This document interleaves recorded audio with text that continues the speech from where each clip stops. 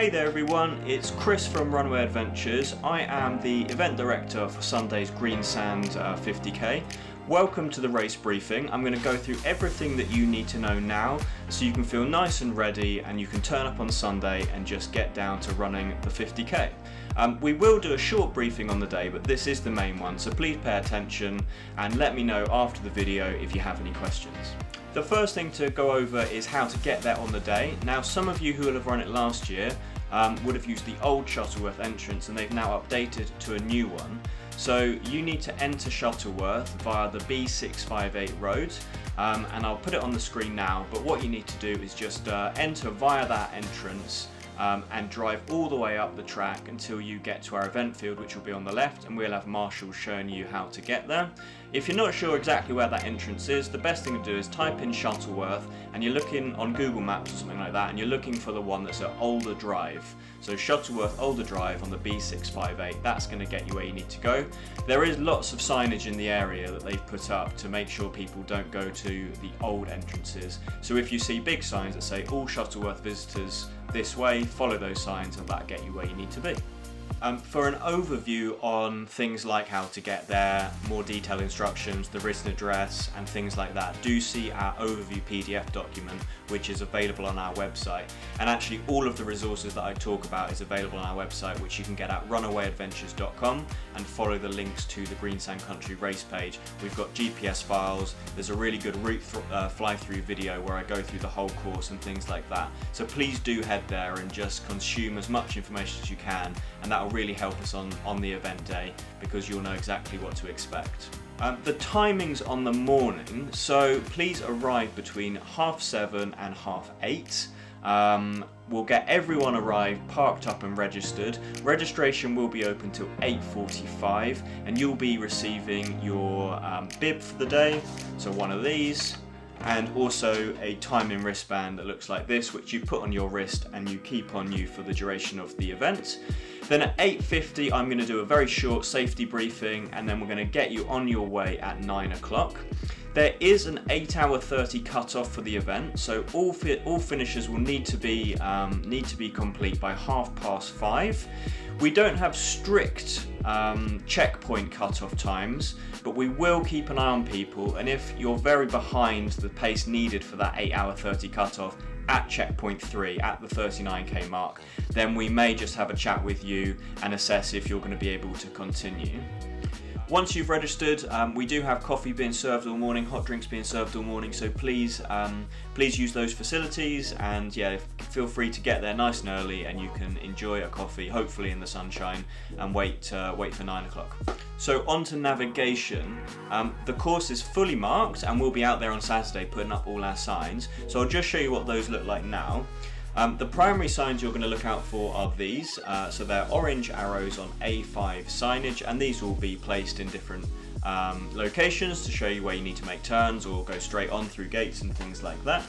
And then the kind of confidence tape we have is these orange ribbons, and these are attached to different things, and these are kind of going to be there to reassure you at more complex turnings and also on long straight sections. So these two things together are what you're looking out for.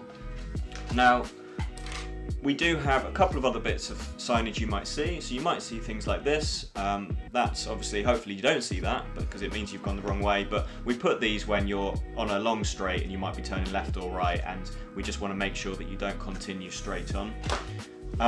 If you're going onto any busy roads, we'll put some of these up before you get there just to give you a warning. Take out your headphones and just, be aware of the situation, make sure that it's clear before you cross.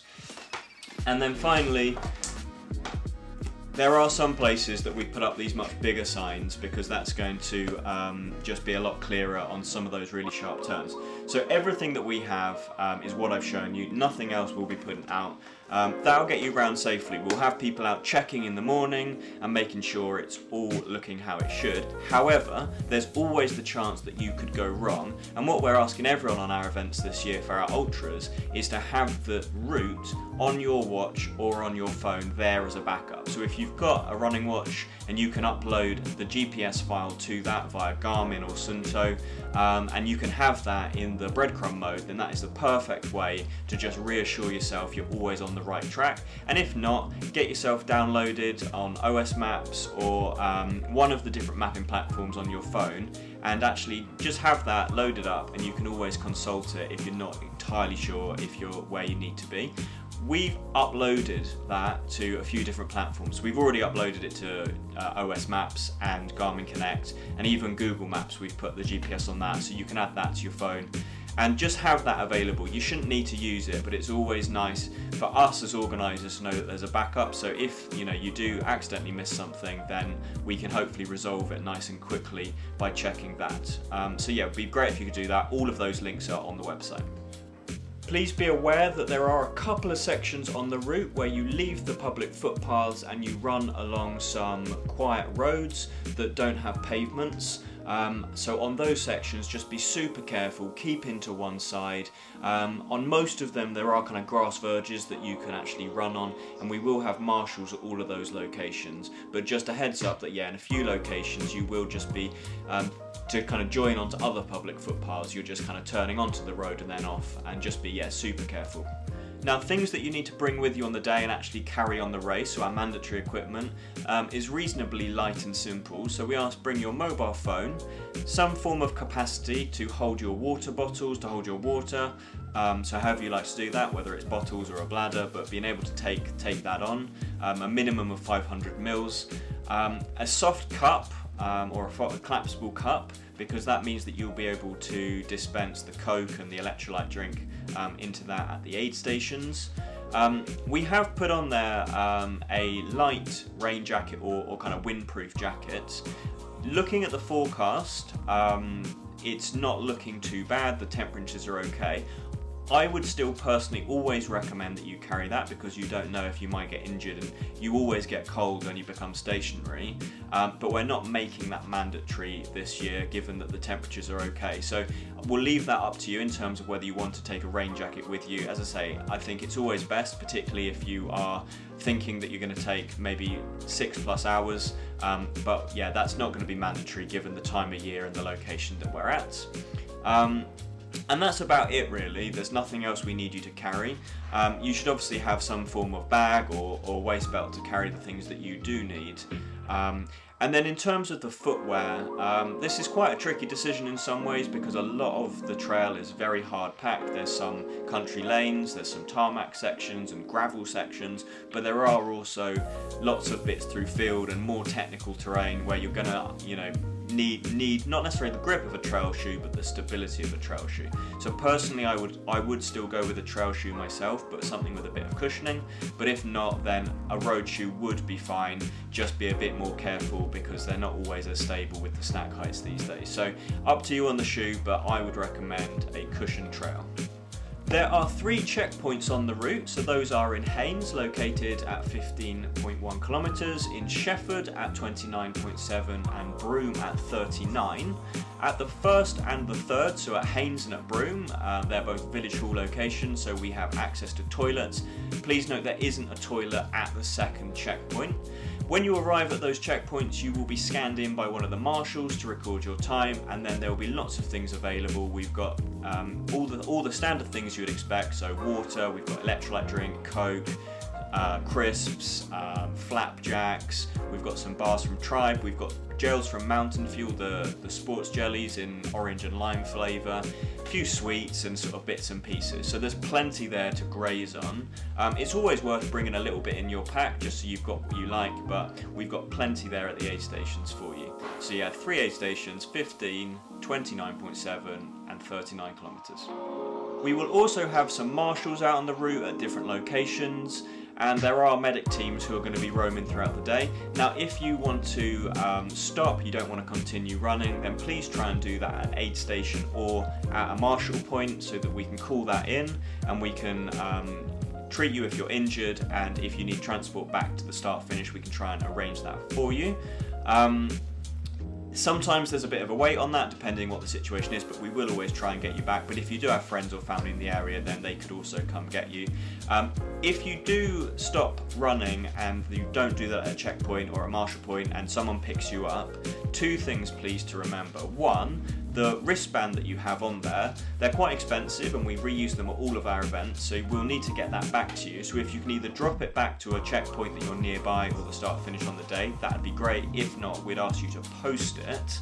And then the other thing is just always make sure to tell us so we don't think that you're lost out on the route and we're going to be looking for you. So if that's a case of just texting your name and number to the emergency phone line or giving that a phone call, either way we'll be able to get that information and note you as not left out on the course, and we won't be searching for you all night. As always, these events are on public footpaths, so there will be other people there on the day, so there will be dog walkers, other runners, cyclists, and there may well be livestock and horse riders. So as always, follow the countryside code, which means be very respectful of the land and the other people there, give everyone a smile, close every gate that you see, and just look after the countryside and give it the respect it deserves, and we can all have a fantastic day and come back next year with the support of the locals.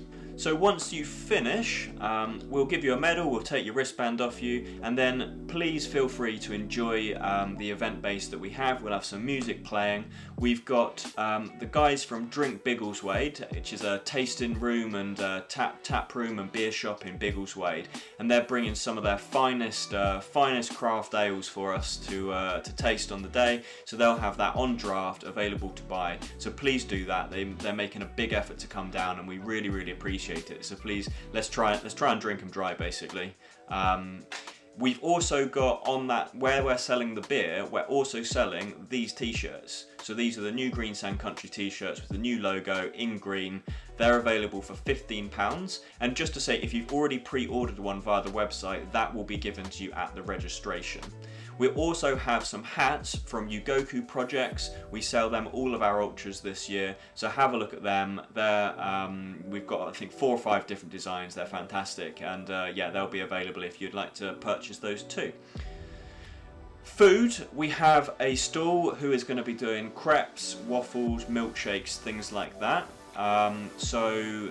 Yeah, get yourself involved in that. We don't have a pizza truck this year. We've gone for a slightly different option, trying out something new. So crepes, waffles, lots of nice things like that, savoury and sweet. So that'll be there serving all afternoon from about midday till 5.